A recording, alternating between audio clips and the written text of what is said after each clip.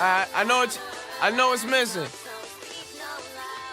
24 is. I'm smiling. We back in the building. Ron and Austino's podcast. Hold Episode 24. Episode number 24. We got a little mascot. I want to show you my mascot. Lord. This is a little guarded snake. This is his, I guess. I ain't got no snake. I was like, bro, if this motherfucker pull out a snake. Episode 24. 24. The goats. We repping today. I ain't gonna lie, bro. I said if you pulled out a snake in this motherfucker, you was talking about, yo, I got a snake out here. I'm gonna pull out a baby garden and say, I'm like, that ain't no damn black mamba. What are we talking about? Yeah. I like that Since joint. you're the artist, I like this. You got the good penmanship. Oh, snap. I like this. Yeah. You like it? Episode 24 of the Ron and Austino's podcast. We back in the building again, like we said. We gonna have a good one for y'all. What's today's date? I think we're the only podcast to break a clapboard out. I mean, I challenge anybody. I challenge the world. Yeah. I mean, we challenge the word anywhere. You know, for what we've been doing for these last... We're definitely the first Orlando podcast to have a clapboard. Yeah, for these last, what? Since February and stuff? Yeah. From where we came and we hit a milestone that we set out to do. Yeah. You know, that's why we over here even... What's today's date? I still don't know what today's date is. You didn't tell me. It's the 27th? 27th, yeah, I should know. And I paid rent today. I know, I did too. I paid it early. Yeah, so with that being said, man, it is official. You ever use one of those? I have not. Yeah? I ain't gonna lie. Cool. This was kind of like that's kind of dope. You like it? Yeah, I ain't gonna lie. That's kind of dope. It like that. Yeah, I ain't gonna lie. That's kind of dope. Oh snap, cameraman and everything. I ain't gonna lie. Yeah, that's kind of dope. You know what I mean? You see it? Especially when I'm. Is that good? Yeah, especially dealing with like a lot of the you know, it looks like directorial stuff. Like, I mean, that's kind of what happened. Like, well, I always knew you were like really into, you know, since like last fall you were doing the skits and film and yeah. You came up with this idea with the pod, and then it became like a half joke, half serious, and then we started taking it serious. Yeah, and, exactly. That's how it felt. Oh, you know, I'm back up and you got a brand new dude and everything, Stu. But yeah, not like Austin was saying too. Like, man, this was ever since I started doing like my skits and stuff like that, and then obviously me and you would always talk when I was cutting our hair. And then lo and behold, I was like, you know what? I just sat there, looked at each other. I was like, man, we always talking. You know, let me just turn the camera on real quick. And you know, them little couple minutes that we filmed it. It looked good. I was like, you know what, man, we got something. I feel this. You know? This feels good. And then having like different themes for the episode and stuff. And then remember when I was like, you think I really should wear the Kobe Bryant jersey? And you're like, you said you were going to do it. And just like I said, I was going to do this. Yep. But I don't know if you forgot, but I said I was going to get that. I actually do not remember. Yeah, it was like 3 episodes. I said, I'm going to come up with the clapboard. I said, that's a good idea. You said that 3 episodes ago, you said? Yeah, maybe like 21 or something. Oh, okay. Yeah, I did not even know. I didn't even notice that. I didn't even know you was going to do that. Yeah. No, but.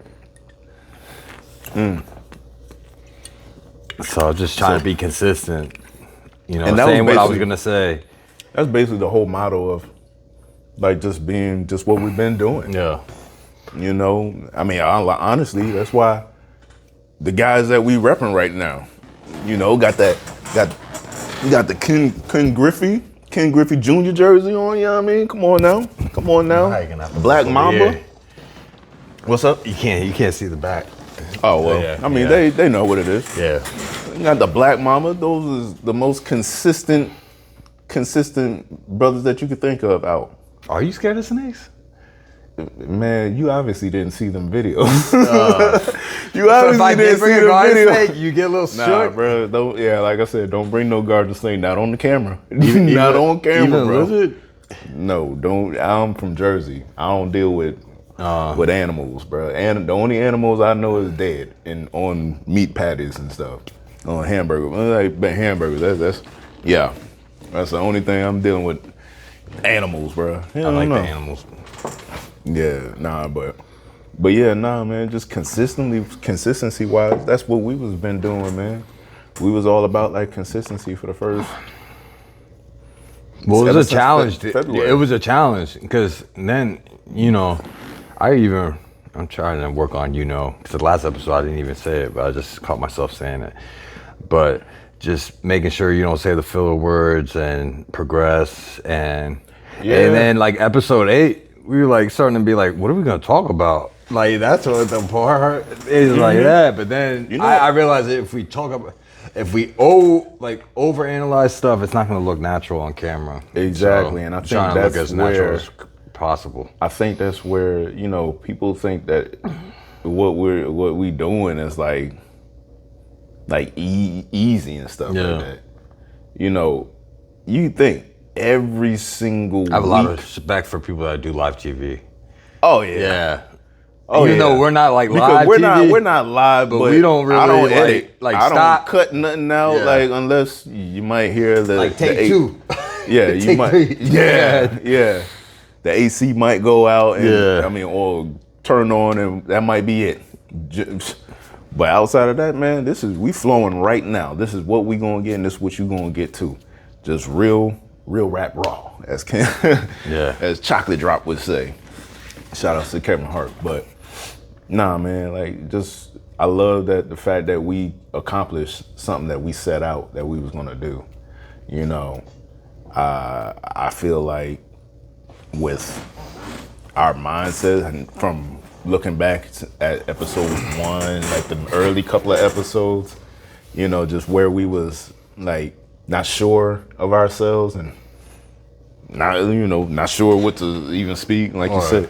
Or worry about what people would think about us, like people that know us. I mean, I thought about that, like, oh man, what's he doing?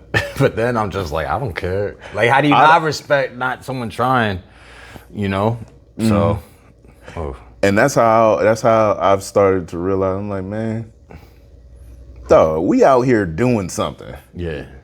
What is the critics, like the critics that are, that's hating, like, oh, y'all ain't about to keep that up, or y'all ain't gonna keep doing that, or man, y'all look crazy out there. What are y'all doing it for? Yeah. Well, there's actually a turning of a guard with the podcast because rap's not making that much money anymore, in the sense that they're starting to do podcasts now. Now there's a new one. David East, Jim Jones. Oh yeah, Fabulous, Yep, and Mano. Yep. So they're hopping on the gravy train. Exactly. And yeah. And I feel like, man, like I said, we always talk since back in our plumbing days and stuff. So this was nothing for us. We just talking about the same stuff like we talked back then.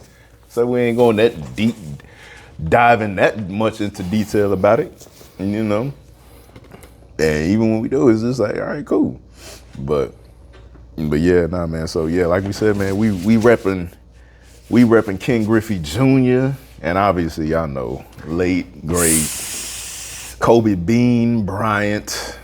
Yes. Is Kobe like my favorite basketball player? I was always an Allen Iverson guy. Like Allen Iverson was my favorite. I met him in Charlotte. Man, I bet you all. Virginia. Yeah. Well, I'm saying I met him in Charlotte. I knew someone that mutually knew him. Mm-hmm. His nickname's Bubba. Bubba, yep. Yeah, he's a cool guy. Mm-hmm. Very approachable. Allen Iverson always gave me that. Every time I gave me that kind of vibe. Yeah. Like whenever people like run up and see him, cool greet him guy. and stuff like that. Yeah. Yeah. And Charlotte's so small, I would see him randomly. I just didn't want to like bother him. Like I would see him more. But like one time I actually like shook his hand and everything. Oh Yeah. man, man, I ain't gonna lie, that would be crazy. Like being able to say, shoot out. Sometimes you don't want to bother people with Oh, their of course not. entourage. Of course not. Like, yeah, just let them be. Yeah, one time I seen Al Horford. Al Horford, he used to play for the Hawks in Atlanta. I think it was his rookie or his sophomore year. That was before he was big and like one of the man in Atlanta. But yeah, nah, man. So, but I just thought about it. My hat goes with your color scheme right now. But anyway, man. And the man Ken Griffey, we all. Yeah. I actually brushed up on my knowledge. Mind you, I am not a big Ken Griffey Jr. Like Seattle Mariners fan, but I know a little bit about baseball, a little bit about Ken Griffey too, and just the greatness that he was and how great of a player he was and stuff like that, and what he did for the game and whatnot. So his dad was in the league. Yeah. His dad said his famous quote. He said, "He's got the home runs, but I got the rings." So he was very successful with the Reds, and Ken Griffey is from like some small like steel town in Pennsylvania, but he pretty much grew up in Cincinnati, Ohio. So that's where he's like he grew up his like teenage years, but that's where his dad played. Yeah, and his dad used to play. His dad played for a lot of teams, but he was like definitely like one of like the first like prodigies like to be like the son, because I mean look at Marcus Jordan. I mean it didn't transfer, but you know I'm not knocking him, but it's very hard to be a professional athlete and to live in your father's footsteps. Sometimes you end up being better than your father. Yep. So in Griffey's situation he did, but they did something very special. And he got drafted at 17 years old. And then he was in the minor league system until 19. Yep. 9 was like, so 89 was there at his first at bat. And he's got one of the most beautiful swings. Well, if he does have the most beautiful swing in Major League history, and I don't think he's got the iconic symbol. That's his symbol, is the swing.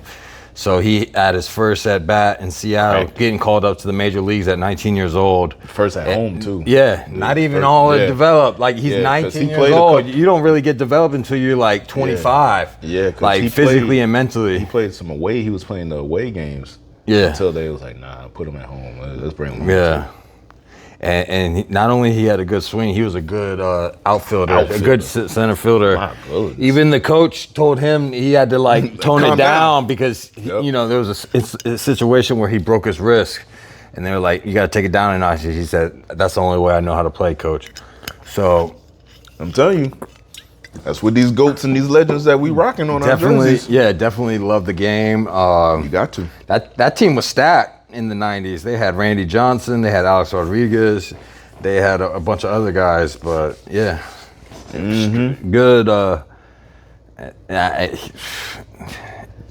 mean, just actually, unbelievable. Fun little fact. I just found this out because my homegirl, Jasenia, she worked next to me. She a barber over at X Barbershop where we work at. Come holler at us.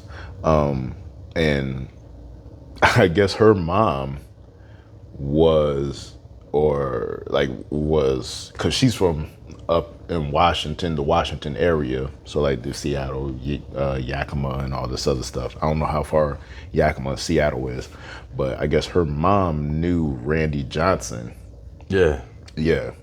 And her mom and their mom, like her mom and Randy Johnson's mom, they like was cool. Oh yeah? Yeah, so she told me that. I looked him up, man. I think a couple of days ago. This dude was playing baseball until he was like 46, 47 years old. Oh, yeah. Yeah, he was born in the 60s. So he was like in his late 30s when he was playing with Seattle towards the end. Yeah. But, yeah. First baseball player to have his own signature shoe. The Griffeys. That makes sense. Derek Jeter ended up getting signed to Jordan, but he never really had his signature shoe. He didn't have a signature shoe. He was just sponsored by Jordan. But Team Jordan. Bo Jackson had the cross trainers, but it was more towards football.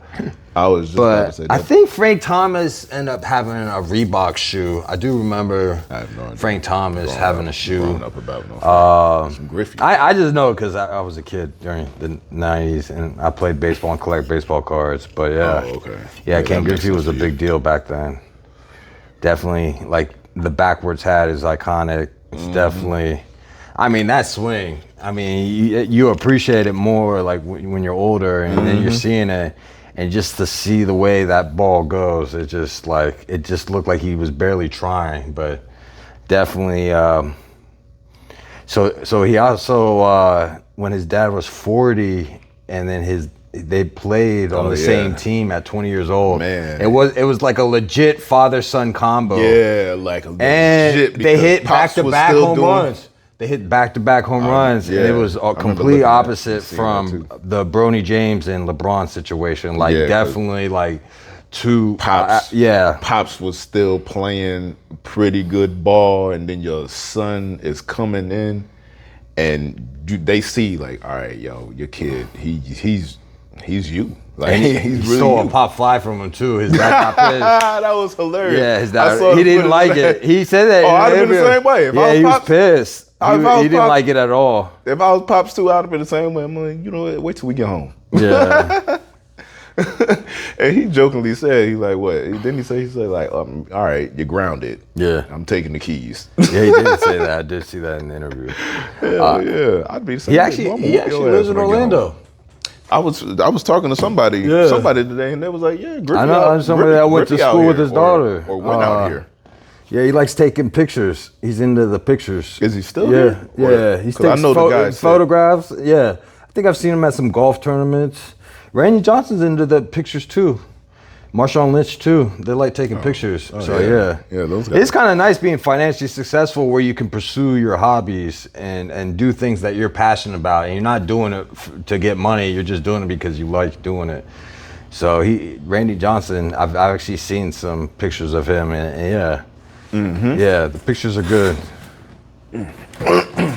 But so in '99, he wanted to be closer to his kids. He's a great dad too, by the way. His oldest one played for Arizona as a wide receiver, Wildcat. What? Yeah, college football player. Oh shit. Yeah, and then no idea. And then he wanted to be closer to his family. So that's why he wanted to play for the Reds, but unfortunately... He was over in Cincinnati by that time? Yeah, after '99. So when they got the new stadium, the Mariners got the new stadium, he got to hit a home run in the last at-bat in the last stadium. So his first at-bat in the stadium, he got a home run, and then the last at-bat, which is really good. Oh, so 9 was like a big thing in his career, like 99, 89. 89 was when he got... called up to the big leagues. 99 is when he left the Mariners. Yeah. But Seattle has so much respect for him. They weren't like, they didn't get nasty with him or anything like that. Hell no. So what he did for them? Yeah. Hell yeah. So, I mean, he was on the same level as Gary Payton, Sean Kemp. Like, as far as notoriety for the city. Man, I in the 90s. To think maybe. I mean, he probably might have a and they need to bring the little Sonics back to Seattle. Oh yeah. Yeah. I heard they were like real close to getting that deal done. I heard that too. Yeah. I mean, I'll probably check with Jasenia. I don't know. She might know. They even want to put. I told you, they want to put a basketball team in Mexico City.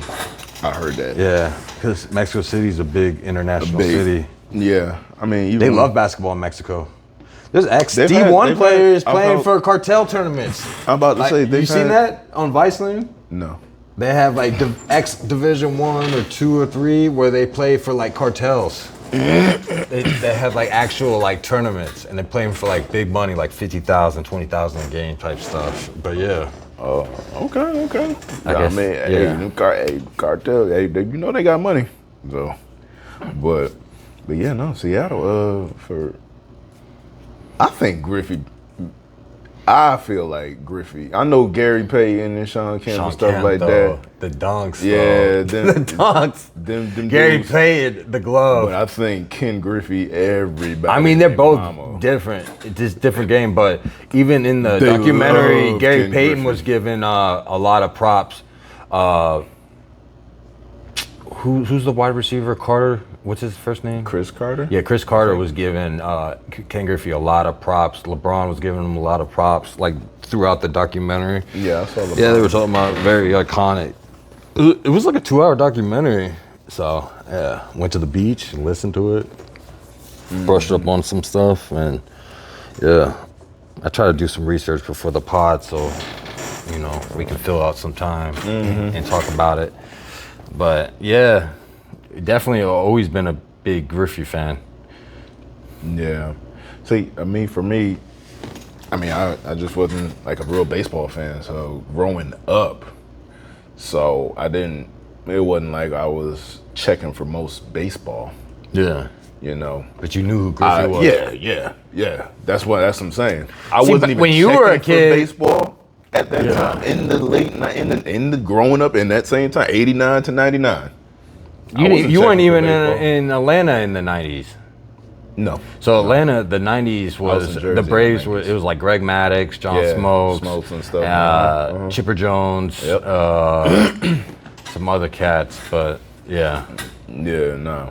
So, like I said, but for me to be able to know about Ken Griffey, that's how you know how great of a player he was. Because the only baseball players that I really knew, like in elementary school, middle school, and stuff like that, was Griffey, Derek Jeter, and a couple of New York Yankees. Yeah. Just because I'm from New York. But outside of that, you're from New Jersey. yeah, I'm up north. I'm Yeah. from up north, but I'm from Jersey, so. But outside of that, it's like, Yeah, just let it roll. I know, My right? bad, Like, my yo, bad. that's crazy. That's crazy. People get mad when you say DC and Northern Virginia, but I should have just let it ride. My bad. I'm sorry. I probably would have caught myself anyway, though. If I said DC, I'm from DC, you would have been like, no, you're not. Because I always be like. When I was on the West Coast, I say DC just because I was like Northern Virginia by DC, but Yeah. you know.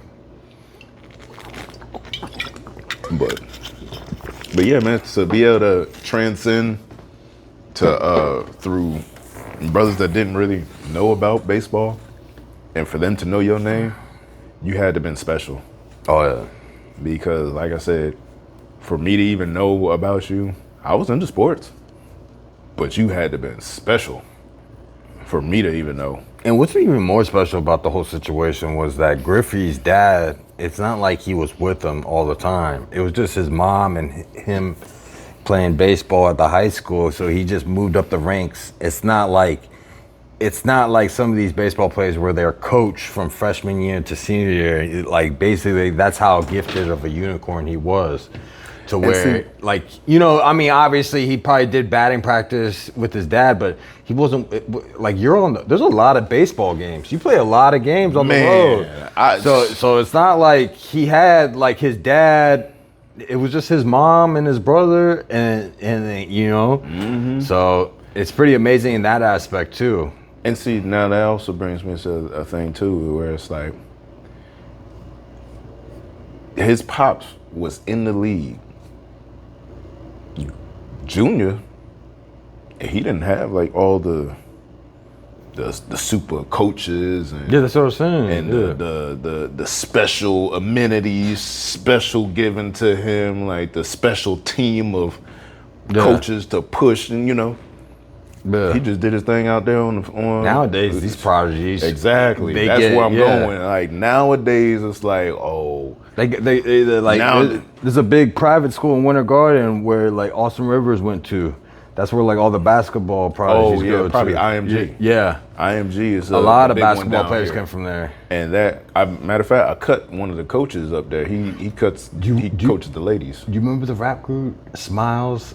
Smile and South Star or something like that. Orlando. So South Star, they're they're the one. Orlando legends. Yeah. Like So he's Filipino. The Asian guy's Filipino, well, but he used to play basketball over there. He was a good ball player, bro. Like Really? legit. motherfucker short as Yeah. hell. I Nah, know he's that. big. He's like 6'1". Oh, for basketball, for him, Filipino, that's Yeah. big. But for basketball, no, Yeah. that's short as hell. At least nowadays. Growing up, 6'1" was actually a decent point guard size. Now it's like 6'4", 6'5". Yeah, I was about to say nowadays, like these kids is big. Look at my son. My son's 6'2". But Your son's 6'2"? yeah. He's 6. What size shoes are you wearing? Oh, last year he was in my shoes. 13. That was last year. Oh, in a 13. I don't know what it is now, but I'm sure he's still like 13, 14, something like that. Damn. He's 6'2". He's not gonna stop. If He he's just 6'2" turned 14. 6'2". He just turned 14 on the 11th. My dad was stationed in Germany, and they said they used to think, because Shaq used to be at the army base in Germany, people used to think he was a soldier, and he was like your son's age, like 12, like 6 foot, 6'1". That's playing basketball on post that's with some grown soldiers. That's what Jeremiah said that his coach did. Yeah. He thought he was a student, not a student, but a coach? teacher. Yeah. And then he turned around and All the football coaches like, I'll make you a defensive end, kid. They made him a tackle. Oh yeah. They made him that OT tackle. Dude, the biggest human being I've ever seen in my life, like as far as like tall and big, I saw him at the Charlotte, North Carolina airport. Julius Peppers. My God, he didn't even look real. I mean, his hands were like this. Man, like I'm talking about like double, and I got some big hands.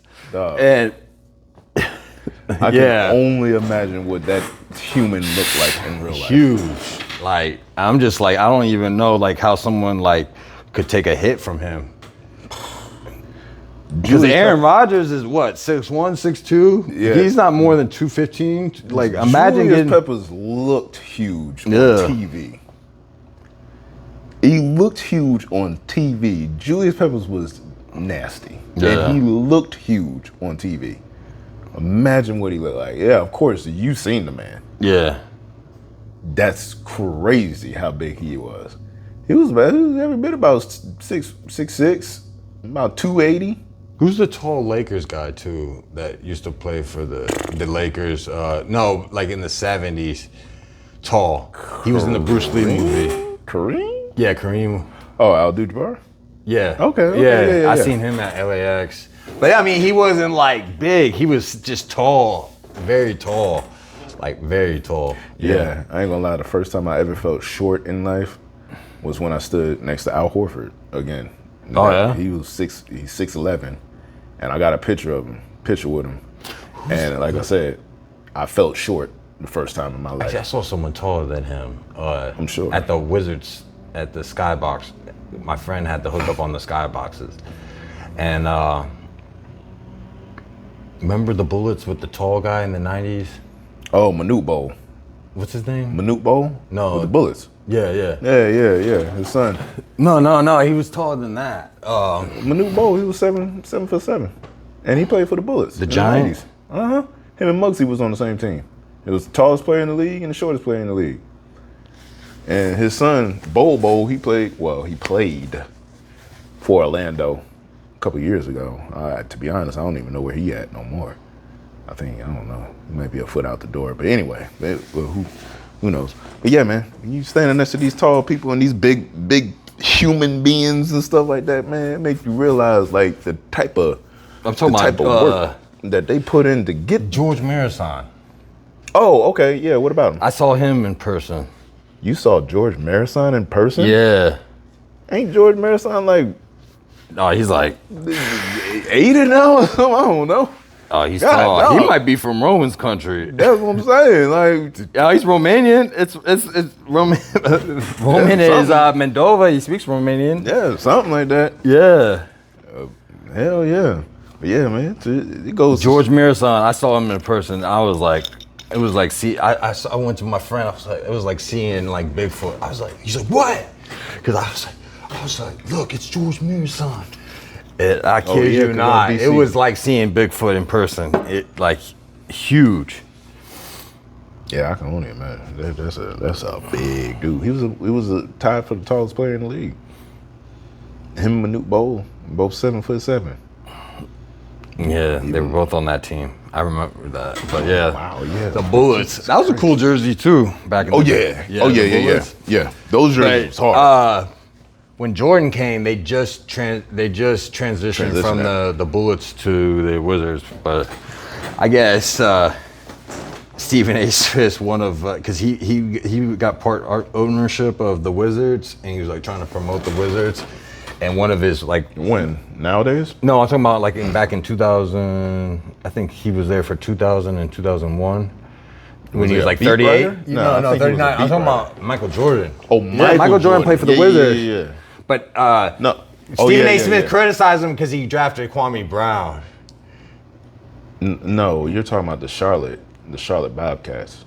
No. Yeah, you're right. Yeah, he was part owner, but then he became majority but owner. he decided, but he made the decision to draft Kwame Brown. And, that's where they get the jokes. Yeah. Like, oh yeah, Mike can't draft players and stuff like that, and because he Oh, dude, He can't remember this is see through first his take own greatness. classic. Remember when Jalen Rose fried up Skip? Oh yeah. And he was talking, he was like, Kwame yeah. Brown is still an NBA athlete. And you got to think about it. Anybody that rides that bench or is on that bench, whether you're in the D League, Agreed. you are the top, at least, at the very least, Agreed. you're top 1,000 in the world. Agreed. So like, it's one thing to go play for Europe, but if you even like the third string, like you're still a big deal in the NBA. It's something to be very proud of. So I like, tell even people then, all the like time. maybe he didn't live up to his The expectations. 12th through 15th man on them damn benches. Yeah. They was all Americans. Yeah. In their high schools and college and shit stuff. They're like the best in the world. that. They was still the best, and they will still cook Oh yeah. anybody. And don't be fooled. There has been times when you've heard stories about them 12th and 15th man cooking some of our favorite basketball players in practice and stuff. It's just they ain't fitting or gelling well with whatever's going on. Their situation ain't got them, or their mentality has them. The LeBrons and the Kobe's and the Mikes is up here, but then you got mentality down here like, oh, I'm cool. I made it where I'm at. I'm chilling. Yeah. You know, maybe that's their mentality right now. You know, maybe they ain't trying to be super great. They feel like they already made it to the mountaintop by being here. You know, they gonna chill in this range. Mike's, LeBron's, Kobe's, they up here. Sometimes being the sixth man is the most important position. I'm talking about the 12th and the 15th guy. Yeah. Like those guys. Yeah. The ones at the ends of the benches and stuff like that. But yeah, six man, like you got roles. There's roles to play. Even from Ginobili in everybody's his prime was a sixth man. Yeah, And everybody got a role yeah. to play in their, you know, in their perspective field. Like you're not always gonna be. There's only 10 superstars in the league, so somebody got to be a star player. Yeah. Somebody ain't gonna be, you know, somebody got to be a role player. You got to have the 10 role players, 8 role players, 5 or 6 role players. Yeah. So, Before we transition to Kobe, let's talk about the fiasco you had ordering this jersey. Goodness. Oh my goodness. Ron had to get real nasty with somebody overseas. Or was he overseas or I don't California? think- it was like California. Yeah? So, but yeah, nah. Was he Asian? I have no idea. No, you didn't know his name or first name? Nah. That's what's nice about eBay. I get all that information. Yeah. I get name, address, everything. Yeah, I just basically had a whatchamacallit. I saw this jersey online. I was like, oh, that shit is hard. Yeah. That'll be perfect for the pod. Cool. That's a retro jersey, right? Mm-hmm. So yeah. I'm like, cool. I'm gonna rock with this one. Yeah. Ordered this like maybe at the beginning of the month because they said it was supposed to No, be you here. ordered it at the end of August. Yeah, August 31st. August 31st I ordered this because they said it was Yeah. supposed to be here the 9th to the 13th. And that's kind of why we kind of like pushed the pod, this episode back. Because we was trying to get our jersey, you was trying to get your jersey, I was trying to And get I my switched jersey. shifts with somebody at work so that we could film it. Yeah. But then we were waiting for this jersey there, and then I looked at some jerseys on eBay, and I said, Yeah. Ryan, you gotta go on eBay. Yeah, so eBay's the truth. So it said 9th to the 13th I was supposed to get whatchamacallit, get the jersey. Cool. 15th is here. I'm like, hold on. I look outside my front porch. Still no jersey. I'm like, oh, okay, all right. So I'm like, all right, it's the 15th now. Now I'll go doing a little Google review. You did a Google review? No, you did one? Yeah, I What'd went you and say? saw the stars and everything. No. I didn't do a Google review. Oh, but you were doing some research. I checked the review. Like, trying what to I scope the shoulda. scene. Yeah, what I should have did. In the beginning. Yeah. Lo and behold, I'm seeing like 2.2 stars. Jesus. 2.1. What were they star, complaining 2 about? stars, 1 star, 1 star. No communication or like. Yep. Because to this day, he still ain't emailed me. Yeah. But he must have got it. Because I sent him an email. I'm like, yo, my man, you said from the 9th to the 13th. It's the 15th. What are we doing, man? Where's my overnight stuff? that bad Like, you know what I boy. mean? He overnighted. Where's my stuff? Yeah. I need something, man. Let me know. So then I'm like, man, we can't keep pushing this. And I'm like, so You said that to him? No. Oh, you no. can't be pushing I said to myself, I'm like, man, I can't keep pushing this. Yeah. So then I'm like, cause we can't, cause we just waiting on our jersey and Yeah, stuff. yeah. And I'm like, no, we got to film. So I'm like, all right, well, Or is both this on eBay? I got that on eBay and I got this on eBay. nice. Yeah.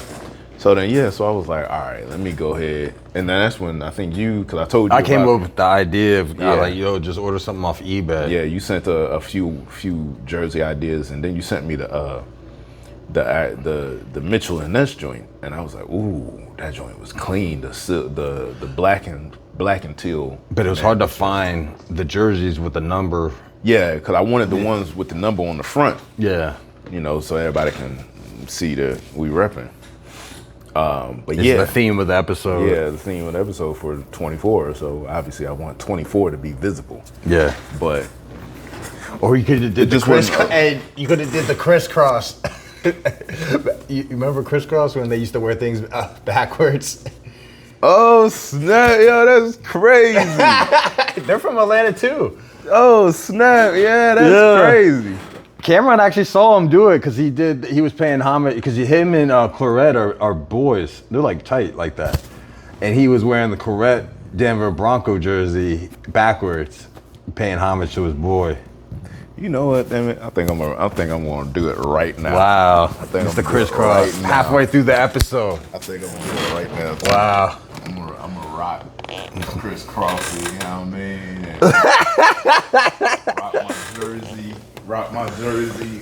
You know what I mean? Backwards a little bit too, just so it could be seen. Don't ask me to button it. Are you? You want me to button it? Oh snap! Damn, you're right. You got to button it too. You want me to button it? Nah. I can't. It didn't work out. It didn't work out that way. It just so people can see the back of mine. Yeah. But again, rocking Griffey, baby. But I actually like this jersey. I wouldn't mind wearing this to the gym. keep it going. Keep it going. But Yeah. He was trying to be like Cameron. But okay. We back. But oh. Alright, yeah. I didn't think about buttoning it, so I ain't get that far. I was like, nah, I ain't gonna have you sitting there but button my shirt up and everything. yeah. It's kind of pause worthy, so nah, we ain't gonna do all that. But yeah. I come from the era of no homo. See, coming from Jersey, I mean, it was always pause and no homo. At first, but People used to say that back in the early 2000s? Yeah, I didn't growing even know that. Growing up in 2000, it was. The only Jersey term I know is the tree is piff. They used to call it the piff. Yeah, we always called it. We always said pause or no homo. One of them two. Or the collection of both pause and no homo. But I guess I just wanted to talk about the jersey. You gotta be careful there on the internet on who you order stuff from. Hell yeah. It can be your best friend ordering stuff off online, or it can be the worst time of your life because nobody likes to get taken advantage of.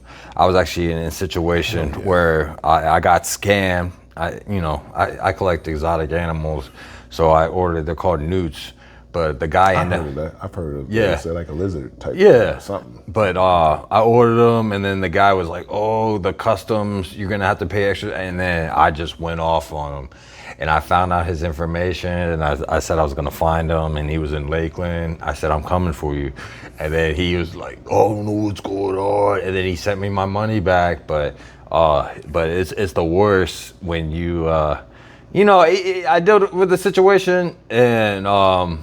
With Finish Line, where I ordered the shoes, size 12, and I'm trying to call customer service, and no one answered. It's just frustrating, and it's bad business. That's why, like, anytime I do things outside of work, I always want to make sure I do good business. That's why when I was telling you about the merchandise idea, I want to make sure I come correct. I want to make sure, like, if you pay $25 for something overnight, I'm gonna be there, make sure it gets done. So that's something in the works. I've been talking to that I connected with somebody at work that, is younger than me, that's more in tune on what sells in the younger crowd. Because what I think is hot is not what a 19-year-old or some 17-year-old thinks is hot, like. Exactly. Yeah. Our definitions of dope and stuff and hot and, that's crazy or nice or something like that. Yeah. It's definitely different from young cats nowadays. They're wearing bell bottoms now. Or what? Or Jinkos. Yeah, them Jinko jeans, which is crazy. I was sitting there thinking about them. I'm like, wow, like I don't know if they're called Jinkos nowadays. And that used to be. Remember when they used to make fun of Obama? They used to be like, "Oh, he wears the dad jeans," like. I mean, yeah, I can. Or they say like older guys wearing dad jeans or like the big jeans, like with the shirt tucked in. And, yeah. Okay. So. Yeah, I mean, we're different ideas of style in our 30s, and sometimes I like to throw back things like like this and like that. Yeah, every once in a while, so what, man? Every once in a while we can go digging back into. Yeah, that's why I felt kind of cool wearing these jerseys. Yeah. I threw this jersey on the other day, boy, and now, man. Boy, I wore the other one today. Did you? Yeah. You got a lot of compliments? Oh, yeah, I got a lot of compliments on both of these. Yeah, from this one and the other one today. Black Friday, you got to get the Seattle Mariners hat, the fitted. Yeah, I thought I could. I was looking for one over, but then I'm like, it ain't going to come. So I'm like, Yeah. That's why I was like, all right, whatever. But yeah, no. Well, that's the thing, too, with Kissimmee. They ain't got no lids out here. No. So you gotta come to Orlando, and you don't like that traffic. That's too many people. I'm not driving you. just in no damn hat. Yeah. I'll go on online. Online? You online? We was just talking about online. Online shopping. But be careful who you order from. Apparently. And look at the reviews. Apparently. Make sure. Check your reviews. Yeah. Watch who you ordering from. Yeah, if it looks exclusive, maybe there's a reason. So. And don't use your debit card, use your credit card. So if you have to dispute something, it's a lot easier than if you dispute something on your debit card. Yeah. Because it's easier to make credit card disputes than it is debit card. As sad as that sounds. It seems like it should be the opposite. Yeah. Because that joint is like, it's tied straight to your damn card. But yeah. We're gonna talk about Mr. Kobe. Bean. Yeah. Yes. He's another prodigy. Kobe actually grew up most of his childhood in Italy. Yeah. You could almost say his first language was Italian. So his dad was in the league, and I think he played for the Sixers, but then he ended up going to Europe, playing in Italy. So it was just him, and they didn't go to an American school. They went to an Italian. Him and his does Kobe have a brother? Or sister? No, sister. I think his sister. Yeah, so him and his sister, they went to an Italian school. So I remember he used to. I think him and Paul Gasol used to speak Italian together because Paul Gasol could speak Italian too. Yeah, they spoke like just fluid Italian. Yeah, and I think there was some Lakers player. I gotta look it up, but there was some Laker player that was from Italy, and they used to speak Italian all the time. Probably on the court. Like Sasha Vujacic or. Yeah, I think I remember. I'm sure I remember who it was. That's just the only one that I can think of off the top of my head right now. So he wasn't like physically gifted, like I think the most like physically gifted basketball, not to get off topic, is Vince Carter. Hands down. Like most athletic basketball player to ever play. As far as like pure athleticism. And he's from Daytona. He's right down the street from us. Jason went to school with him, the guy that helps me with plumbing. Jason. The guy that helps me sometimes when I'm like, yo, I need help. Oh yeah, yeah. He went to school with him. And yeah. I can't be mad at that thought neither. Because Vince Carter brought basketball to Toronto. Like no one even cared about basketball in Toronto. So there's so many basketball players that got inspired because of Vince Carter. To be able to play at that level for 20, what? He was like 44 when he got out, like 45, 44. Yeah, like basketball-wise, that's unheard of. Yeah. Playing that long, he played the most in the league. Yeah. Most years in the league. Yeah. Technically 3 decades. 3 different decades. So he was in a league. So when his dad was done with his Italian career, he moved back to Philly. I think that's where his pops is from, and that's where his family's from. And I think he played for the Sixers too. He did. But he did. So 13, it was a culture shock. He couldn't even really speak the language. I mean, he could speak English, but he wasn't like some American kid. Like, so he spent about 8 years over and he was a loner as a kid, and he talked about like when he had a mindset of being great. So when he got back, I actually was listening to this at the gym and motivational Mamba mentality motivation. There was a summer league where he didn't score any points. Yep. No, not single one. I think he said he was 10 or I think it was. No, it was like 13, 14. Yeah, 13, he was 14. 13 years old. And like you said, he didn't score a single point, and he made it imagine coming at that age to say, no, this is never happening again. He was devastated. And he said, this is never going to happen and again. His dad told him, he's like, what are you going to do about it, basically? And then, he stayed working. Stayed working and in the gym. He said 14 that next summer. I think he grew into his body. Yeah, and then he started became like the MVP better. Of that summer. Yeah. And that's when he knew he can. He didn't really start like becoming like a basketball prodigy until his like freshman year in high school. So he like grew in his body. It was that kind of hit a growth spurt. It was that from 13 to 14. That's when he said, I can do this. Yeah. If I just keep working, he said, I can do this. It was funny too. Did you see the documentary where he announced it? I guess he had a bet with one of his classmates where he said he was gonna pause when he announced it, and then he said, if you look when he decided, he's like, I'm gonna take my talents to the NBA. He paused in the middle of it, and then his classmates bet that he wouldn't do it. But look it up, you'll see it. Oh, yeah. Okay. So he had a little swag and confidence even at 17 years old. That's true. And he was the 13th overall pick by Charlotte. Yep. So they traded him. Got traded. For who? Who's that? Beats me. Yeah. Who was the basketball player that used to play for the Lakers and he used to smoke cigarettes? He was from Europe. I don't know.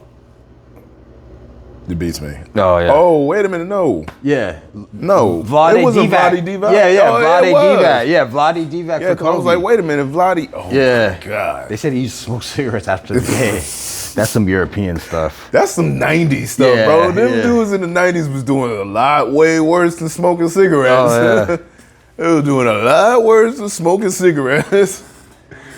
So I guess the coach, some of these old school coaches, like kind of like, you got to work your way up, kid. Hell yeah. So there was a situation where I think they were in a playoff game, but he didn't have the legs, and he airballed it 5 times. He airballed 5 3-pointers. I think it was 3. It was 3 3-pointers? It was 3. And the coach purposely put him in there to prove to him, like, oh, you think big? You think you're the big man? This is the big boys. This is the big man. And he learned a lot. So he was like, he got in the gym. He got his legs up. he just couldn't jump. So I've actually, see- I'm not to say I'm a basketball player, but I have played games where your legs are tired, or it's just hard to just shoot. Like it's hard to shoot.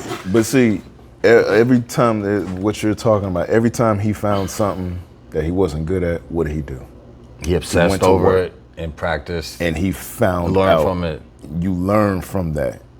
That's why they got jerseys called Mamba jerseys. Yeah. Black Mamba. I'm gonna get jerseys. to that, why they call him the Mamba. You know. But I know start at the beginning of his career. So then, That mentality. Yeah. To want to be great.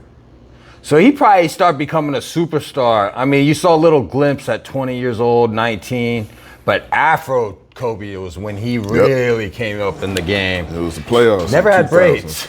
Never had braids. He never, yeah. That was, but then again, that was Iverson. And then he, was I the one think that held that down, he took Brandy to prom, Yeah.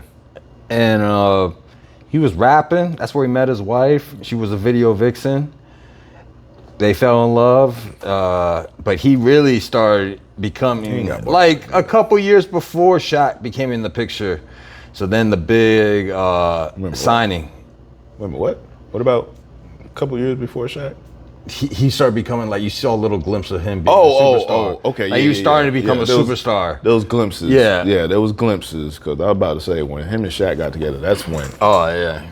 That's when. But they didn't always get along. Oh, yeah, of course. But Because Shaq was gifted. Kobe. And Shaq was a partier. People don't realize Shaq likes to party.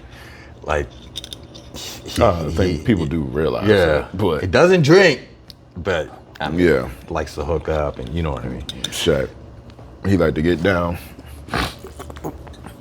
And So they used to go at it, and then he told, like, he would just say stuff like, I'm gonna be the best player in the NBA.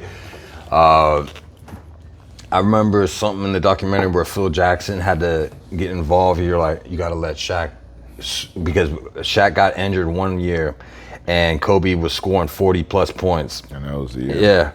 And then it was like the last two, and then felt like the he top took guy. Kobe in the office, and then he was like, you're gonna have to let Shaq, Get the ball back. yeah, you're gonna have to let him score, because for the team to win. And basically, like, if Shaq ain't eating, he's not gonna be motivated to play. Mm-hmm. So yeah, Shaq was crazy, man. People used to foul the hell out of him. Shaq attack. I mean, but yeah, he was something in else. Shaq defense. What? And in the basketball team's defense, there was nobody that could stop Shaq. Yeah.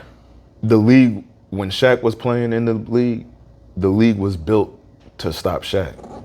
They had Probably the only one that really ruffled his feathers was Yao Ming. Yeah, they had three Yao or four. Ming was ruffled his feathers a little bit. Yeah, but they had, even Yao still couldn't stop him from getting 25. They had some epic battles. Yeah, but they had 3 and 4 centers. Yeah. 5 centers on a team. Yeah. Just to get fouls for him. Yeah. So nowadays, you got one true center, maybe, on a basketball team now. And then the rest is like half-breed big guys. But even when you bring up how Shaq and Kobe had their own differences and stuff like that, they still saw the greater good. Yeah. They was like, all right. Well, Shaq had the arrogance where, like, who you to tell me, kid? Like, Exactly. yeah.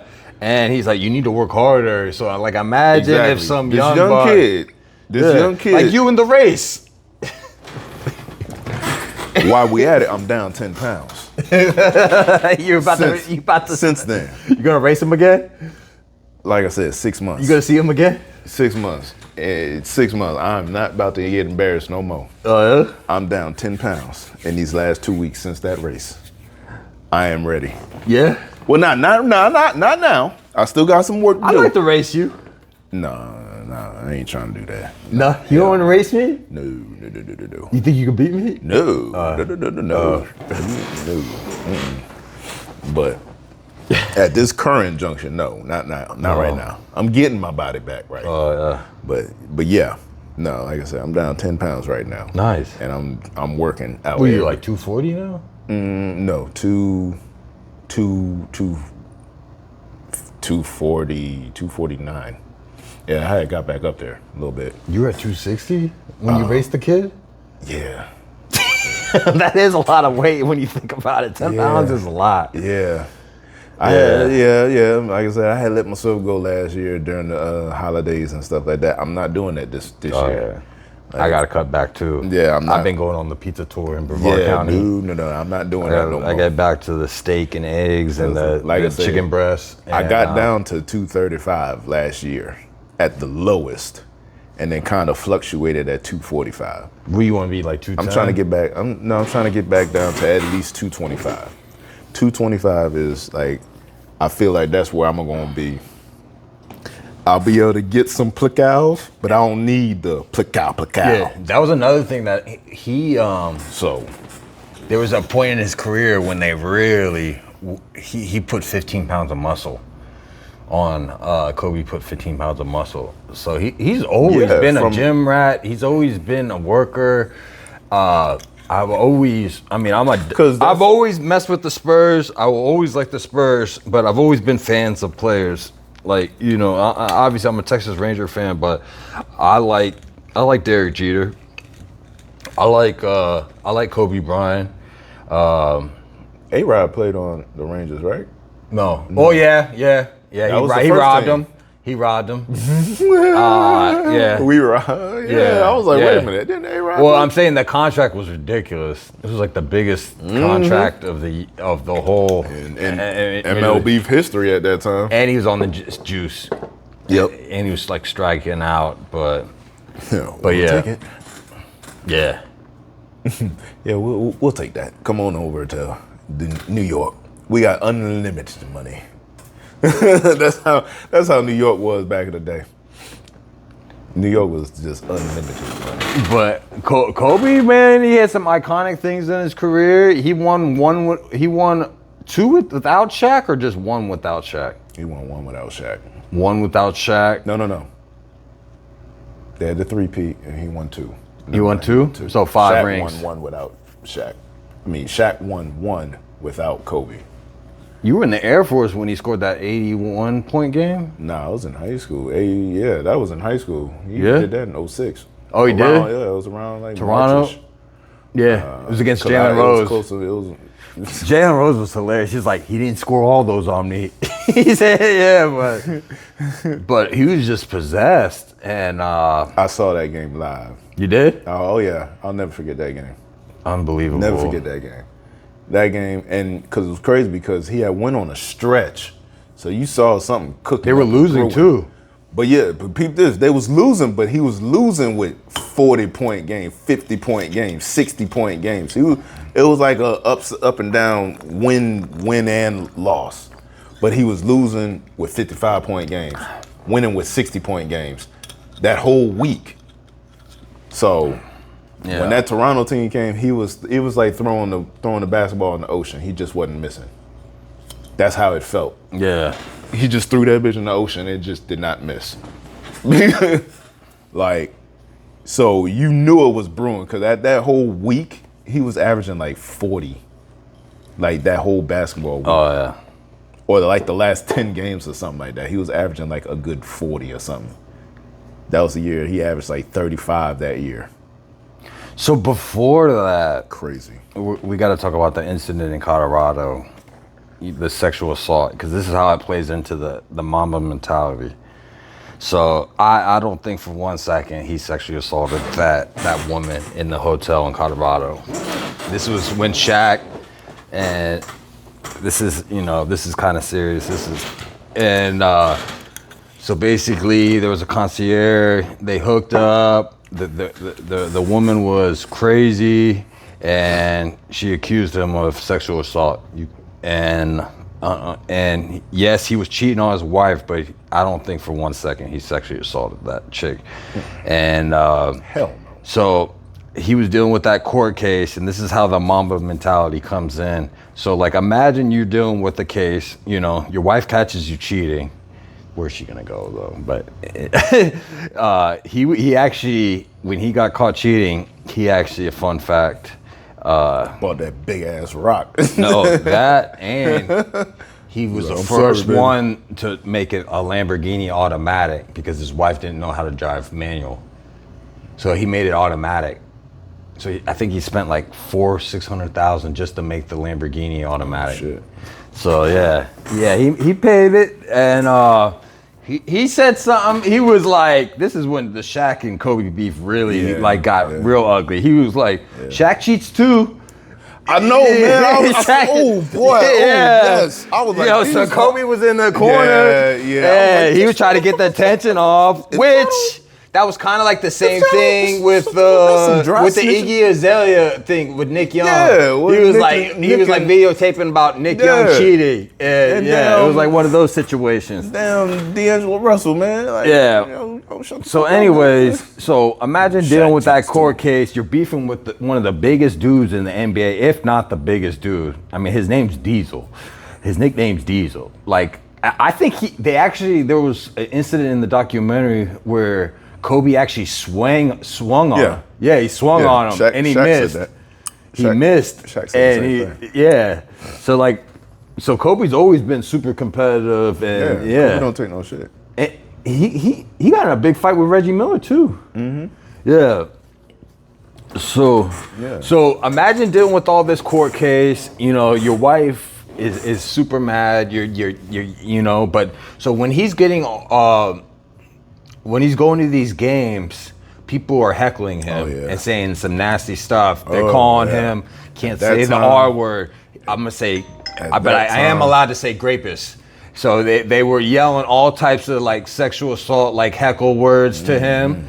And this is when he became the Mamba. Through the Colorado stuff, the Shaq beef, and this is when he locked in. And that happened before the 81-point game. Yeah. That's why it is important. Like dealing with that, he was dealing with a lot. Kobe was he was dealing with a lot. Time. You know, assassinating your character. I mean, that's any man's worst nightmare is to be accused of something like that, especially if it's not true. I always say the worst thing you could do to an innocent man is accuse him. Yeah. Of something obviously that ain't true. Yeah. And especially something like that too. And then to think, like you said, you got all this weight on you, and you still going out there. Oh yeah. Dropping 40. Oh yeah. Dropping 35. There was 5 games in a row he scored over 50. Cooking. Over 50. That's what I was telling you about. Yeah. That was what I was telling you about. But to know that you still going out there and you got, like you said, just going into the hostile environments and stuff like that. People yelling that stuff. Speaking of getting heckled, I kind of got heckled at work. This dude. What? Yeah, like I'm on 528. Everybody's tough in their car, but this is kind of similar, but not really. This guy start flicking me off, bro. Like he's like, I'm getting over, and he's getting on the side, acting like I pushed him over, and he's like, give me the finger like this. He's like, yes, and then he's like on the phone, like, oh, I'm calling the company on you. I called my boss and let him know what it was and what the situation was, but it's just like, dude, if I was in the Nissan, I'd be following this dude, find him. But I'm in a work truck, so the only thing I can do is just be like, yo, what's up, man? So it's just like, imagine this dude, you know, older, middle-aged, out of shape guy. I'm not trying to act like I'm fucking some stud, but I'm 6'1", 190. Like, dude, you really think you want to see me, boss? I was like, you really, like, let's go at it like some men and sign the waivers and let's go. But like, that's the part, like being an athlete and getting heckled and like people really like thinking like people can't get knocked the fuck out. Like, you know, even Russell Westbrook used to deal with stuff like that. But it was kind of like, you know, so like imagine like people heckling. I've been heckled in a baseball game before and hit a baseball over the center fielder's head. Be like, come in, he's not that big, because I wasn't that big as a kid. I didn't really hit my growth spurt until I was like 16, 17. And yeah, so it just, the Mamba mentality. And this is where the number 24 comes into play too. So I used to, you know, back in the day in the early 2000s, you could start a rumor and then people just go with it. So like the rumor as a kid was fact checking. Yeah. There was no fact check. There was no internet. There was no, I mean, there was internet, but it wasn't as prominent. We didn't have smartphones. Yeah. We used to have to text with the numbers. Yeah, T9 Yeah. and stuff. So the big rumor when I was a kid, I don't know if it was for you, is that he picked number 24 because he always felt like he was one better than 20, one better than Michael Jordan. But that's not what the real meaning of it. No, it was that if you had 24 hours in a day, what would you do? Sing the Nas the DMX song in Mace.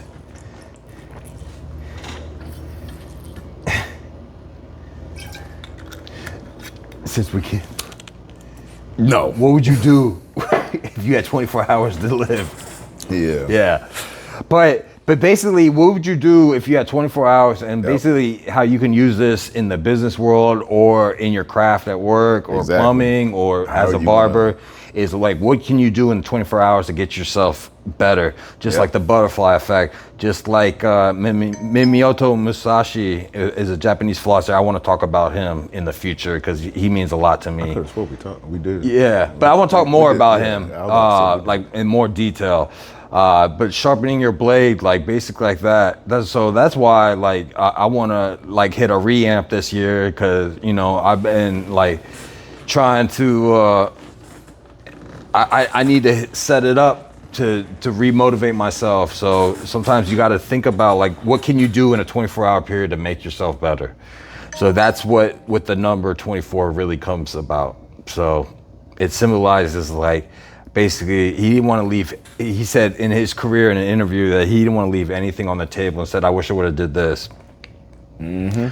So this is after all that stuff happened with the court case. The 81 points, they get Paul Gasol. So they weren't even good. 2 years after Shaq, they didn't win anything. It was a little hiatus. But they managed to get Paul Gasol, and they managed to get a ring. And you know, at one point, just before Paul came around, he threatened to leave LA. Yeah, go to Chicago. Yeah, he wasn't really gonna do it, but he sure threatened to leave LA. Cause like you said, he was the biggest villain in all the sports at that time. So he's like, man, if I'm already the biggest villain, I might as well do some villainous stuff and leave. Yeah. So whatever. So then, like you said, LA did whatever the fuck they could do. Oh yeah. It was like, oh no. He may be the biggest villain in all of sports, but LA still needs him. Outside of LA, we need him. You know what else I appreciate when I was watching the podcast is like how smooth he is under pressure. Like it's just like when you do that many shots. So when he's making those game points, he's done that shot like 1,000 times. Like he definitely was like. You practice obsessed with the gym. You practice how you play. Yeah. You're supposed to practice how you play.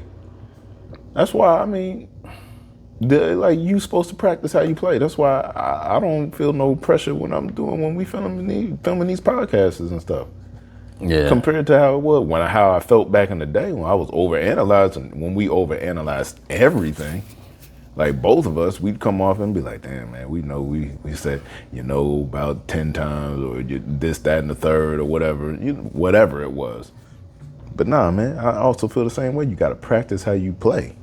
If you don't, that's just how any type of, you ain't going to get no growth if you don't take it that serious in game.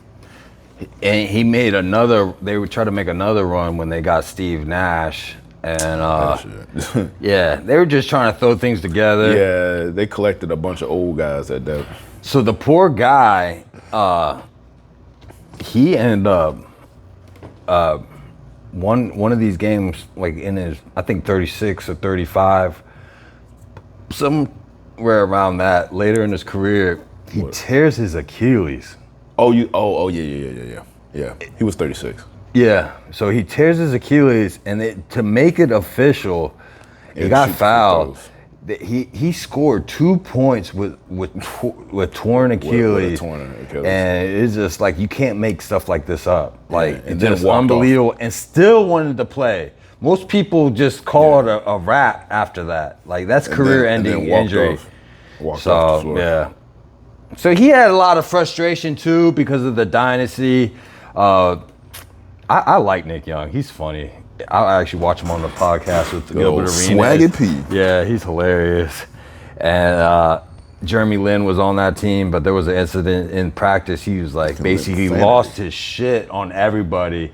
He actually made Jeremy Lin cry. That people don't realize that in the behind the story. What? Yeah, he was crying in practice. He's like, "Oh, y'all some charming. Oh, y'all some charming. Oh, y'all some shit." Nick Young's just like smirking. You can see the video. He's just like, it's just like, and then Jeremy Lin, you know, sensitive, you know, I actually like Jeremy Lin. I remember when Linsanity, I remember the day it happened. I remember that 30 days, he was just killing it. But I think Lakers tried to get him because they have a big Asian market in LA, so they were trying to market him. Yeah. But he made Kobe made him cry, and he's never gonna feel sorry for you.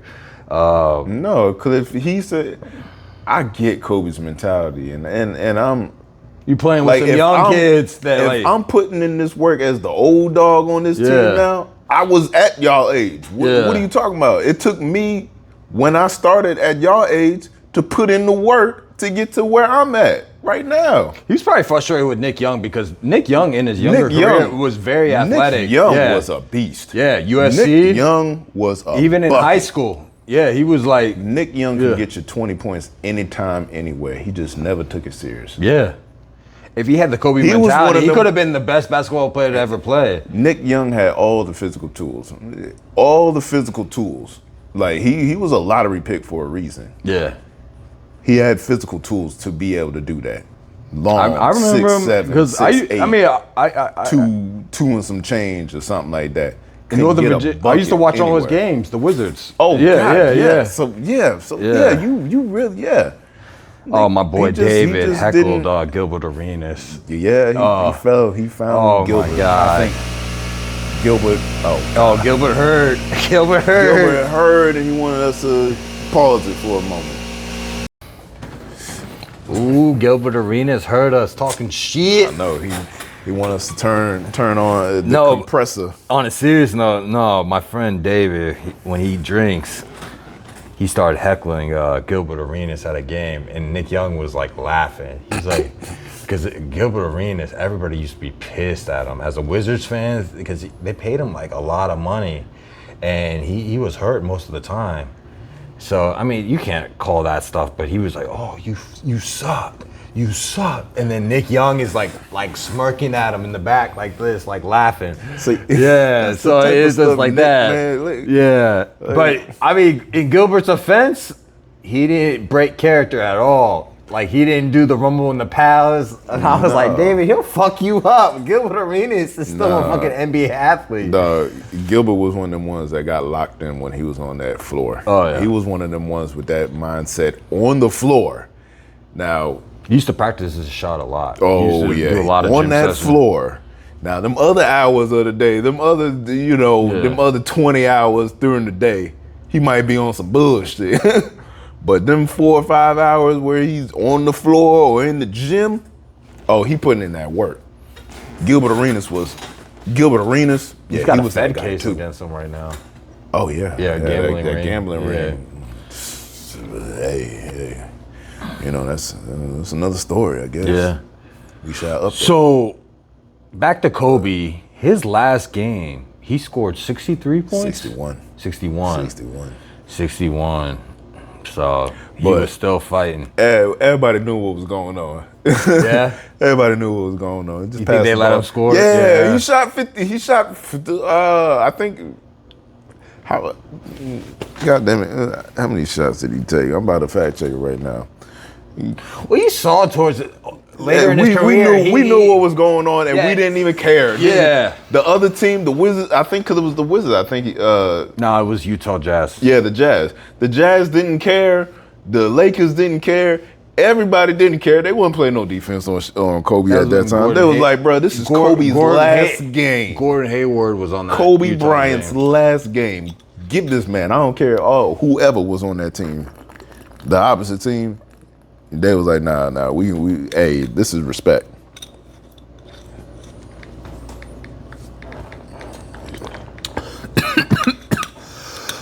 So,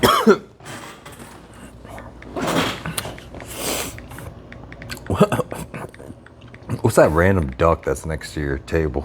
Oh, I gotta pick that up. That was actually my son's. Oh, he is shot it? the ball 50 times. Still impressive. He scored 61 points. Oh yeah, of course. But Kobe has done way. That's what I'm saying. At that age, he needed 50 shots to get 61 points. But at that, that's what they was doing. Like, give the ball to Kobe. Let him shoot it all day. I'm surprised he still had enough legs at the end of the game. Shoot that ball 50 times in a game? Oh my God. Oh my God. That's at that age too, that's impressive. Yeah.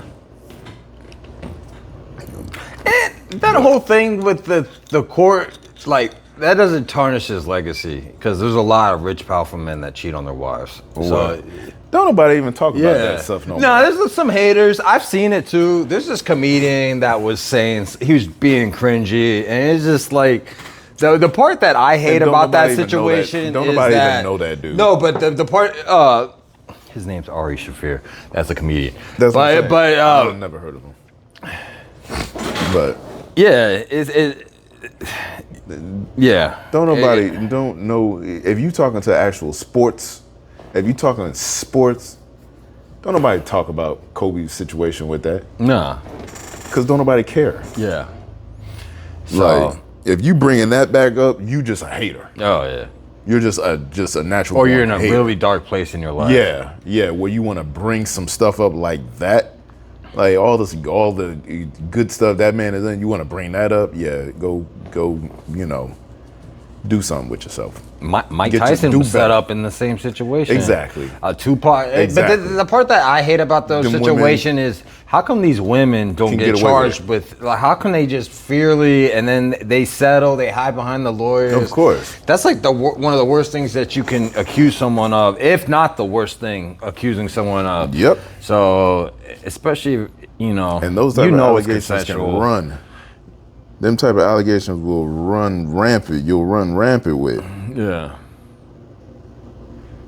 So towards the end of his career, and then unfortunately the helicopter thing happened during COVID, which was really sad. Where were you when that happened? I was at work. Me and Nia, this was like shortly after we had started dating in November officially. 2019? Yeah, 2019.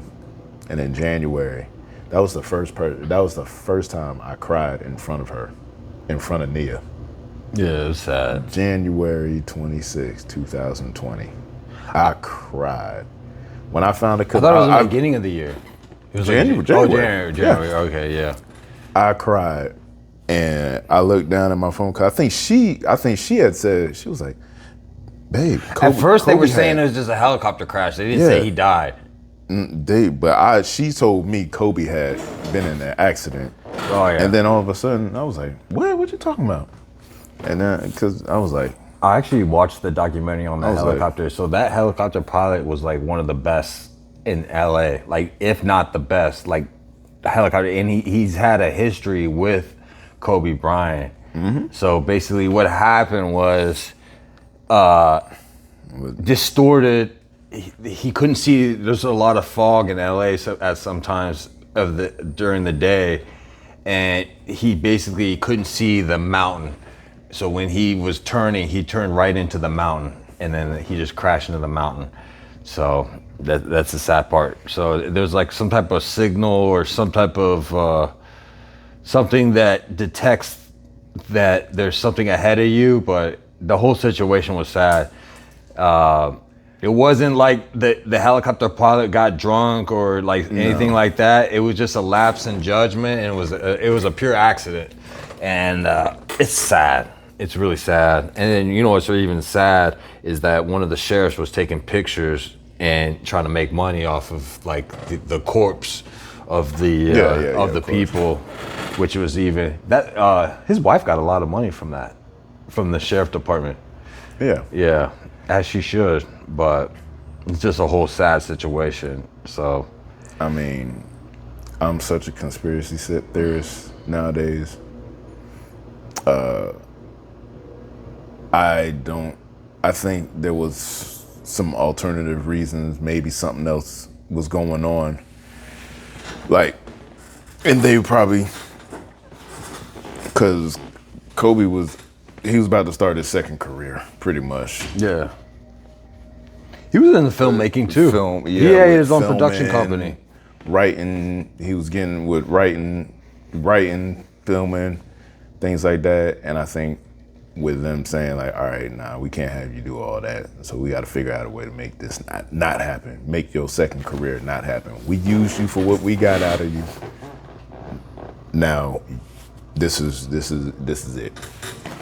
Because them high and rich and them almighty people like that, they will find a way. If they are done with you, they're gonna be done with you. Because Kobe worked for high powerful people. Oh yeah. For 20 plus years. So they were done with him. And it sounded like he was on the helicopter every day. Exactly. He used to go to the Lakers games in helicopter just to beat the traffic. Exactly. And for 20 years. Yeah. He would make sure. All of a sudden, a couple years after he retires, Yeah. something happens. I don't know about that. I don't know. One day. But it just doesn't make sense to me. Yeah. You know. It was sad. Oh yeah. Oh my God. Yeah. Like I said, man, I cried. I cried It's crazy. He never had a son. in front of my brand new girl too. Like, like my girl. I remember her looking at me. She was like, "Are you okay? Like, do you need a minute or something?" I was like, I just cried. Tears flew down my eyes and all that other stuff, and we just like sat there, and I just sat there. I remember we was filming a TikTok too, a random TikTok. I just go back to it every once in a while because I on my other TikTok page, and I'm like, dang, this was the day Kobe died. Because we had just filmed it. I was like, man, we just. It still doesn't seem real. Oh yeah. It still doesn't seem real. Yep. That's the Still part. sometimes. Yeah, you think he's just gonna walk through. Sometimes you be thinking like, dang, okay, we about to see Kobe at the 75th anniversary or something like that, or see him at a basketball, whatever. And that's why it it's ain't gonna happen nice. no more. It ain't. The older you get, you appreciate like greatness, like you really do. Because like when I was watching when I was brushing up, so I'd make sure I have the Ostino facts with Griffey and Kobe, like how special these guys were, and the common denominator is they you know what they said, both of them, Kobe and they said Griffey said I love baseball, and then Kobe said I love basketball. Like the passion, so whatever you want to do. And I also realized like I want to bring some more passion to plumbing too. And that's something that I can help advance in my career. So I was like, I was in a little bit of a slump the last 3 weeks, but like watching all this stuff has inspired me. It makes me want to go harder in the gym. It makes me want to go harder in nutrition. And just step it up a notch. And there's nothing wrong with wanting to step it up, and you can find inspiration in other people's stories. So every great hero has to go through something to get to the top. Like Batman. There's always an origin story. Yeah. Look at Spawn. There's always an origin story. He goes to hell, and his best friend takes his wife and has a kid, and he has to live through that, and then he becomes a superhero. You just saw Spawn again. You did? No, I said I forget you just saw it. Did you see it? No. Oh, you gotta watch it. Oh, by the way, I realized why you fell asleep in Jurassic World Rebirth. Yeah, man. Yeah. Ooh, I actually bought it for $30, so it's on my YouTube channel forever. Jesus. Yeah. Oh my God! I was like, and you know what's crazy? I usually don't watch a movie straight for. I was like, maybe it's because it's gonna get better. It's gonna get better with time. And then it was just like, I was very disappointed. So maybe the Mortal Kombat, since they're gonna redo the release date, maybe it's gonna be better. But they cannot put that type of stuff out. And Steven Spielberg was on that movie too. Steven Spielberg, what? He was one of the co-directors on that. Was he a co-director or producer? No, he was a co-director. Okay.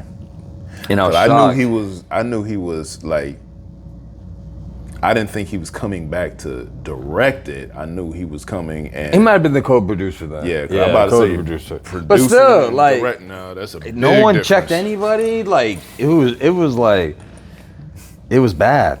It was really bad. It was really. I'm bad. surprised it did that much in the box office, but what really is out? So, they need to bring the competitiveness like how it was back in the day. Like, even when we were in high school in the early 2000s, there were some good movies back in the day. But there's none of that originality no more. Yeah. That originality don't even exist no more. People can't think outside the box or think outside their comfort zone. So, but yeah, no, man. It just pretty much goes to show, if you want something, be passionate about it and be willing to put in the work. Good. And it's okay to fall on your face. Hell yeah, you're going to. And expect that. No, It's not not even okay. like okay to. It's not even. It's no. You're going to fall on your face. But you Get can up. learn from it. You can really learn from it. Get up Yeah. and figure out how not to do it again. Kobe Bryant, look at him doing 360s dunks, and then when he was 13, 14, didn't score any points. That's what I'm saying. So look at where he came Like, from. Michael Jordan got cut from his freshman basketball team. Cut from the JV team. Yeah, smoking cigarettes in the bathroom. What? Yeah, the coach caught him smoking cigarettes in the bathroom. That was part of the reason why he didn't make the tryouts. It was a lot. It was more, but look how it motivated him. So when you're in a dark place, use it as motivation. Hell yeah. And I gotta practice what I preach too. So whenever I'm down and out, I gotta think about the light at the end. Just remember your whys. Always remember your whys. For me, you really got to remember them whys. Them whys will get you through. Why are you doing whatever you're doing? If you got a strong enough why, it shouldn't matter. It shouldn't matter what the work is, because the why should supersede whatever work you put in. Yeah. You know, if you believe in your why am I doing this? Why am I waking up to do this, all this other stuff?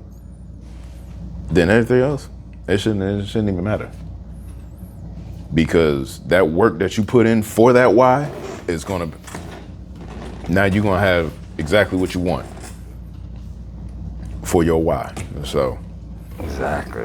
that's on. I think we can leave it at that. Yeah. You know, 24 of them things. Oh yeah. 24 of them things. Deuces. Here you get to do it too. Now you only do it once. Now you need to do it though. But you already did it now. Like, Just do it. You're already on camera. Do it. Oh God. You can tell I ain't. You can tell I ain't used to that. Peace. Oh, look at them braids, though, boy.